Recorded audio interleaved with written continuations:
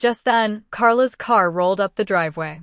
She stepped out, spotted the two of them on the porch, and raised a curious eyebrow. Sage waved nervously. Carla smiled. She didn't need to ask. The story was already unfolding. Inside, as the sky turned pink and orange, Sage looked at herself in the hallway mirror. She wasn't scared. She wasn't ashamed.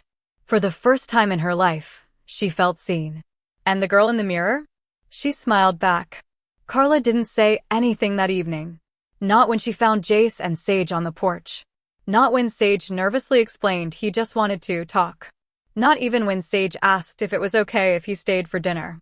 She simply smiled, served a pear and arugula salad with warm bread, and treated them both like the young adults they were clearly becoming. But later that night, after Jace left, after the laughter quieted and the dishes were done, Carla sat Sage down in the candlelit living room. It wasn't a scolding. It wasn't even concern. It was something deeper. "You like him," Carla said softly, a folded quilt in her lap. Sage's eyes widened. "No, I don't know. You're allowed to. That's not the issue." "Then what is?" Carla looked at her carefully. "How much do you know about me, Sage?" Sage frowned. You were on Broadway. You sew like a wizard. You've always been cool with weird stuff." Carla chuckled, but there was something bittersweet behind it. "Do you know why I left New York?" Sage hesitated. "My mom said you got tired of the scene." Carla leaned back. "That's one version. The truth? I left because I fell in love with a woman backstage. We were both in a production of Cabaret. And when word got out, the lead actor made a public scene. Called us a distraction. I was let go 3 weeks later." Sage's jaw dropped. Carla gave a sad smile. "She stayed. I didn't."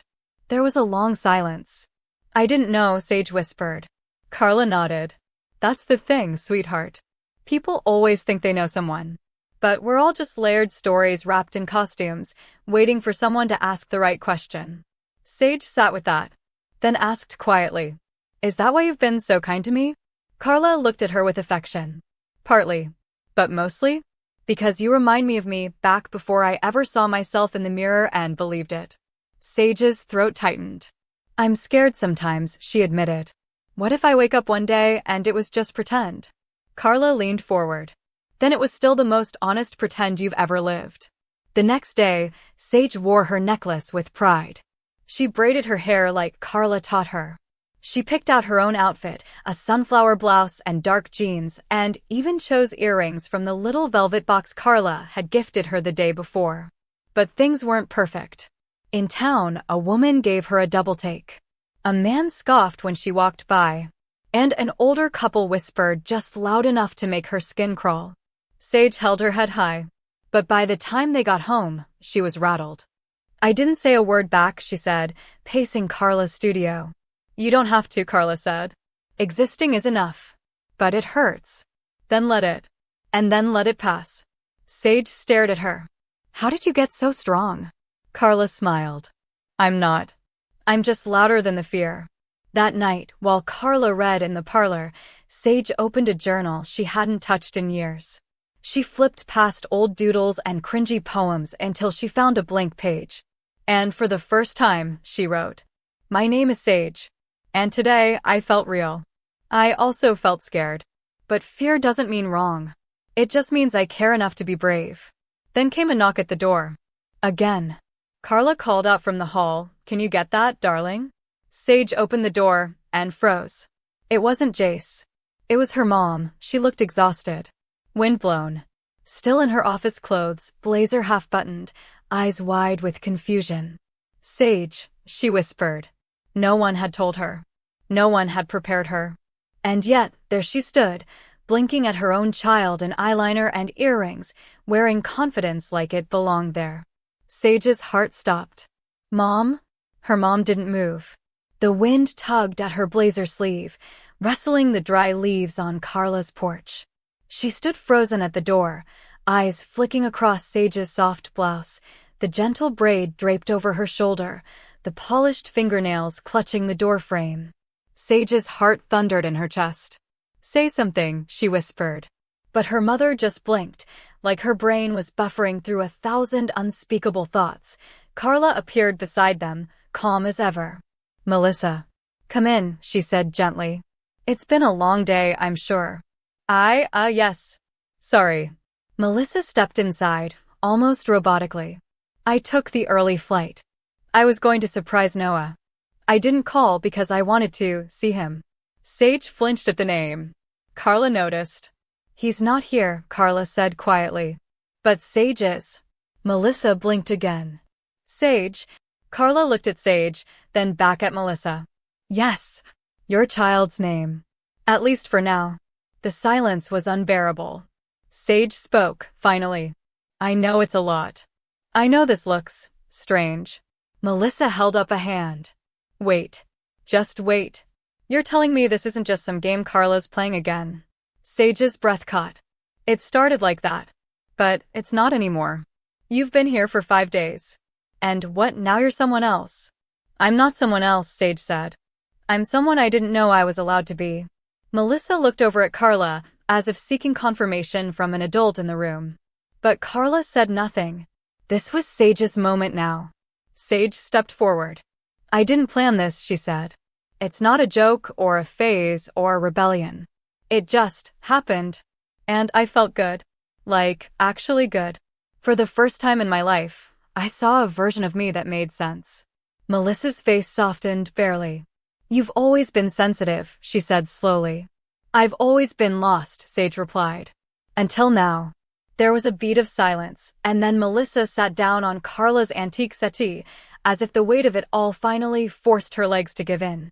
"I can't say I understand," she admitted. "And part of me still wants to wake up from this and find you in jeans, complaining about video games." "I still like video games," Sage offered, with a hopeful smile. Melissa huffed a small laugh. "Of course you do." Another long pause. Then, "Does this mean you're a girl now?" Sage swallowed. "I don't know yet. Maybe. I'm not ready to figure that all out. But I do know this name, Sage. It feels like mine. Even if it's just for now."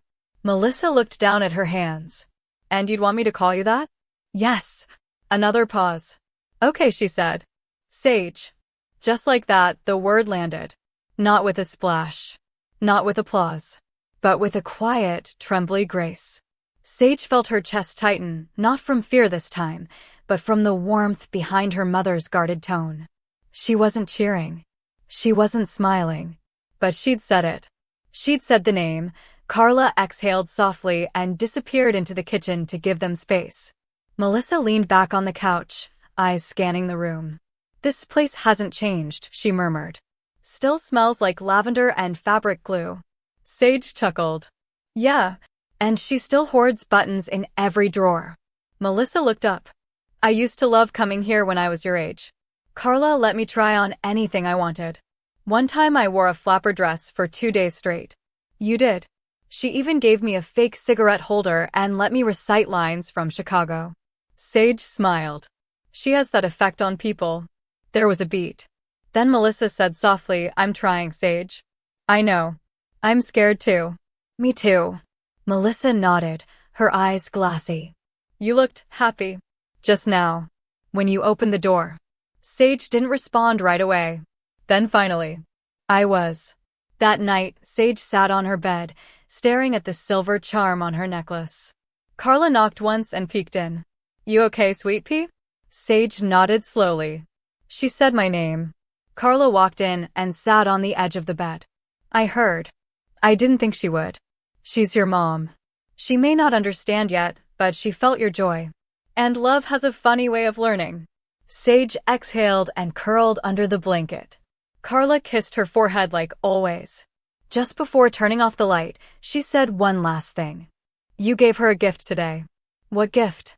"A glimpse of your truth. And now it's hers too." By Monday morning, Sage was back in the city. Her mom hadn't said much on the drive home. She kept one hand on the wheel, the other tapping nervously against the gear shift. But she didn't once call her Noah. Not once. Every now and then, She'd glance over at Sage, like she was still trying to reconcile this new version of her child, the soft-spoken girl in the sunflower hoodie and crossbody bag, with the confused boy who never quite smiled in photos. Sage kept waiting for a lecture. A breakdown. A regret. But instead, just before they pulled into the driveway, her mother said softly, "You have your dad's chin. But everything else, that's you." I see that now. School, however, was a different battlefield. Melissa had emailed ahead, requesting a counselor meeting. Sage wasn't ready to change her legal name or use different pronouns officially, not yet, but she didn't want to walk back in as Noah either. The counselor, a middle-aged woman named Ms. Elkins, met with them privately. "I'll do my best to inform your teachers discreetly," she said. "You can use Sage on non-legal records if you'd like. We'll respect your comfort level." "And the students?" Sage asked. Ms. Elkins sighed. "That part, we can't control. But you won't be alone." And she wasn't. On her first day back, Sage walked the halls wearing jeans, boots, and a soft lavender sweater Carla had sent her with a handwritten note that said, "When in doubt, wear your power color." She kept her makeup light, just a little mascara and tinted lip balm. Still, she could feel the eyes on her the moment she stepped past the front office. Whispers fluttered like invisible birds through the lockers. "Is that Noah Blake?" "No way. That's a girl, right?" "Dude, I think he's trans or something." "Did he always look like that?" Sage kept her chin up, hands clenched around her books, heart pounding against her ribs like a runaway drum. By lunch, her name had been said or missaid in every hallway. But something unexpected happened during third period English. As she sat near the back of the room, flipping pages of Mice and Men, a familiar voice dropped into the chair beside her. "Hey, Sage." She froze. It was Mia Vale, the girl who once sat behind her in math and made sarcastic comments under her breath about the school dress code. She had always been sharp-tongued, untouchable, and somehow effortlessly cool. Sage blinked. "You know." Mia smirked. "Please. This place is a rumor machine. But hey, for what it's worth, you pull it off. Your eyeliner's better than mine." Sage blushed. "Thanks." Mia leaned closer. "Also, screw anyone giving you crap. People here are boring. It's nice to have something real for once."